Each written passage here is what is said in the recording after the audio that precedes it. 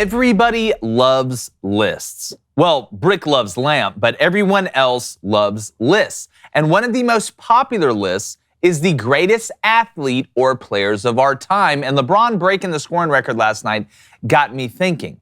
There is one common mistake almost everybody uses, whether that be sports media or not, when they're creating these lists. They either just look at athleticism or they just look at championships won. And if you want to be that specific, then by all means, do that. But if we are looking for the greatest full, complete players ever, in my opinion, we have to factor in three things. The first is athleticism.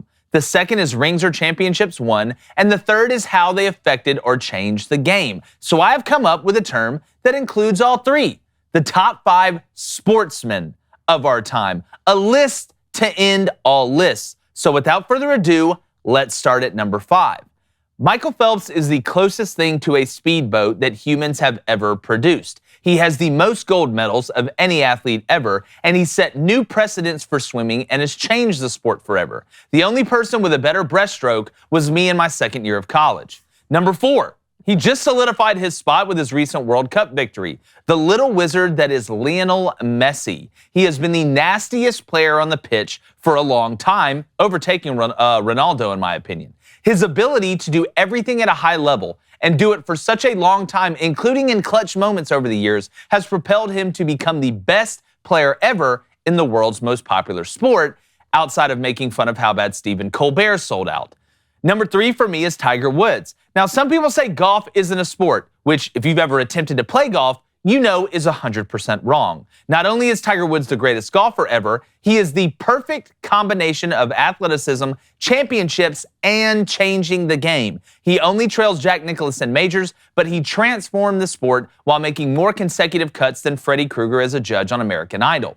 Number 2 is LeBron James. I almost put Michael Jordan here, and I am not a huge LeBron fan, but he does check all 3 of the major boxes. LeBron has won multiple rings. He is a bigger and better athlete than Michael Jordan, and LeBron has changed the game. Through flopping in some ways, yes, but in many other ways as well. But number 1 is Wayne Gretzky. Having the ability to ice skate while looking down ice and handling or shooting the puck is hard as hell. But the original Little Wayne is hockey's version of Rembrandt. Gretzky also changed offensive hockey forever. Playing two-space and incorporating a more team game has revolutionized the hockey we watch today.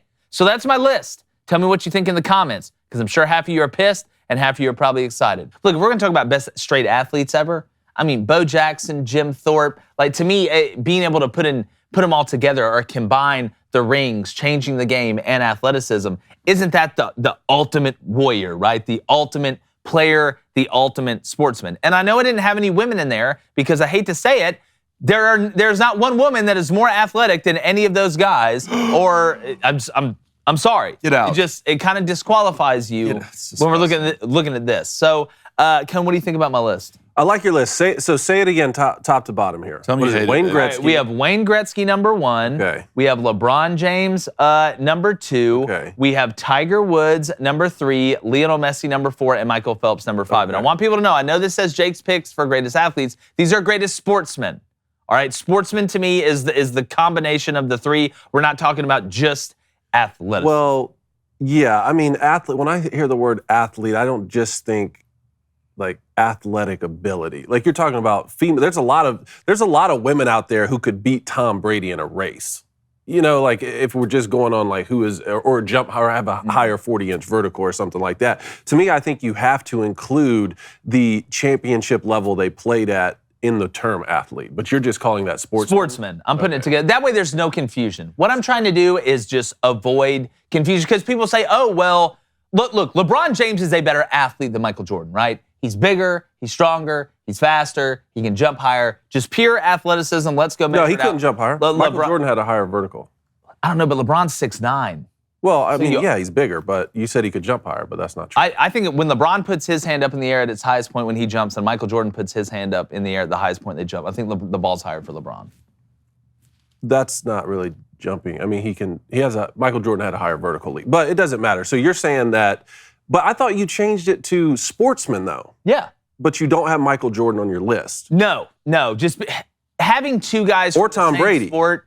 No, I did not. I did not have Tom Brady on my list. Okay. So you go ahead and do your list, just because, again, Tom Brady, championship-wise, we know, how did Tom Brady change the sport? That's a big part to me. Wayne Gretzky changed the way offensives play. LeBron James, for good or bad, has changed the game of basketball. And I'm not talking about through marketing, just or Nike or anything like that, because you can make the same argument for Jordan and LeBron there. But to me, it's just the ultimate three different branches coming together. It's a tough list to make. I went back and forth between Brady and Messi. That's a weird combo, right? When you're comparing two guys, Lionel Messi and Tom Brady, it's weird. Wait, where did you have Messi again? I had Messi number 4, I believe. Okay. The little wizard. Go ahead with your list. I like your list. Gotcha. I like some of the metrics that you're talking about. The difficult part for me is comparing different eras. And like most of my guys that I'm going to have on here, they're mostly contemporary for a lot of the reasons that we say. Like, I just didn't get to witness the greatness of a lot of these people, you know, these athletes like Muhammad Ali and Babe Ruth. I didn't get to see it with my own eyes. And we do know that people, you know, are getting more athletic, bigger, faster, stronger over time, even though I think we are losing something in our mental edge to compete from previous generations who were a little bit more hardcore in their competition. Hey, everybody, we want to let you know that this show is brought to you by the best sportsbook on the planet, from coast to coast, sea to shining sea, and that is DraftKings Sportsbook. So download the app right now, because new customers can use promo code CRANE, that's CRAIN, and if you bet $5 on the big game this Sunday, you get $200 in bonus bets instantly.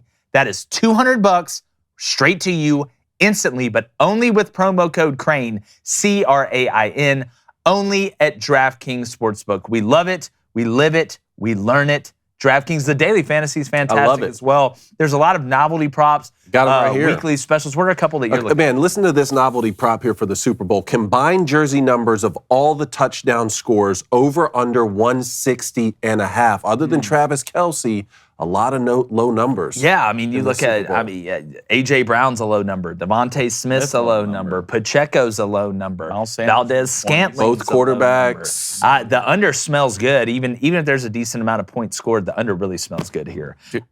Got to worry about tight ends. Yeah. Got it. Well, Travis Kelce could have 2. Yeah. You know, if Travis Kelce has 2, then you're in trouble. But make sure you use that promo code CRANE, CRAIN, for that exclusive offer from DraftKings Sportsbook.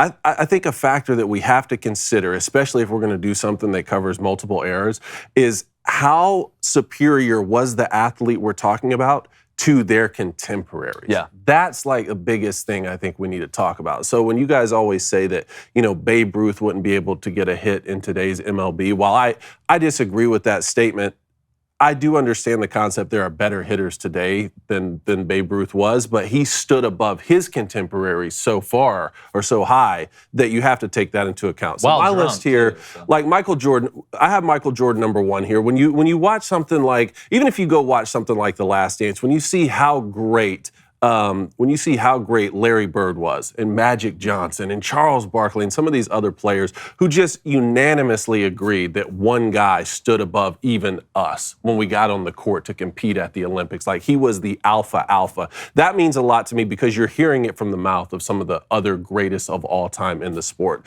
combined with the 6 championships, you know, and all the other accolades that he has. I have Michael Jordan number 1, Tom Brady number 2. Again, team sports is difficult. That's where I was kind of weird. Sports is really difficult. Obviously, there are so many people. There are some people in this room who might be more athletic. You're going to beat Tom Brady in a 40-yard dash, both of you probably. Yeah. You know, like, so you have to take into the account, like I said, of all the stats that Tom Brady has, which a couple of them are volume stats, just like the one we're talking about here with LeBron and the all-time scoring, being the all-time scoring leader. More championships than any other franchise in the sport he plays in. Like, you have to put him on the list. I have him 2. I have Michael Phelps 3. Yeah. I think you had him. Did you have him even higher? Or I had him 5. You had him 5. I had 5, yep. Michael Phelps, I mean, it's just like, it was a situation in 3, 4, 5, and even honorable mention, which is where I have Tiger Woods. It got really, really tight for me because all of these guys is a situation where when they competed, you were going to take them versus the field. That is insane whenever you can do that. When Michael Phelps got into the swimming pool, you felt this sense of this guy's going to win. Not medal, not get on a podium, he's going to win gold. So I think it was 28 gold medals, the most medaled Olympian of all time. 23 of those are gold. Insane whenever he got into the swimming pool. I do have Wayne Gretzky for the same reason. I'm not able to identify the minutia of greatness in hockey the way I am with football, baseball, basketball, golf, because I've watched those sports for a lot longer. But all of the people whose opinion I respect in hockey, it seems pretty unanimous that Wayne Gretzky is the greatest who ever got on the ice. When you look at all the championships, plus the 9 MVPs, I think, he came in his first year and was like, I'll just be the MVP. It's just insane. So he's on the list. He could probably be higher. You had him, did you have him 1? I had you had him 1. Look, and then Usain Bolt at 5, just the same reasons we were talking about. Whenever he got on the track, it was a situation where it was like, is anybody really going to beat him? And I think, eight gold medals, the 100-meter, 200-meter, and the relay champion. What was it, like 3 Olympics in a row? He was the Michael Phelps of out of the water. Exactly, and that's why I was going to put Tiger Woods right there. Tiger Woods, Babe Ruth, and Floyd Mayweather Jr. Yeah, actually I almost put Floyd there, because those are my 3 honorable mentions, and I wanted to put Tiger Woods somewhere on there because he was so great. But that second decade of his career with the injuries and some of the family drama that he had, I think it kept him from being the all-time leader in wins and in PGA wins. So I don't know. I have him honorable mention, and like I said, I think Babe Ruth's greatness being Shohei Ohtani before Shohei Ohtani being able to hit and pitch the way he was, and then Floyd Mayweather Jr. too, just because. At the end of the day, he's undefeated. Muhammad Ali lost. Tyson lost. Yeah, no, I'm with you. Foreman lost. All those guys lost. It would almost be easier making a top 10 of this list, where you could put in I don't have Tom Brady, and you do. Like, I don't have Usain Bolt, and you do. And then talking about the argument of, Michael Jordan and LeBron James are playing the same sport but a different game. It's like when we talk about LeBron breaking the scoring record. Kareem Abdul-Jabbar didn't have 3-pointers. Okay, now would Kareem have been posted behind the 3-point line a lot? No, but it helps. Yeah. It helps. And in an era where big guys are shooting the 3 now and things like that, it's hard to compare when the game is different.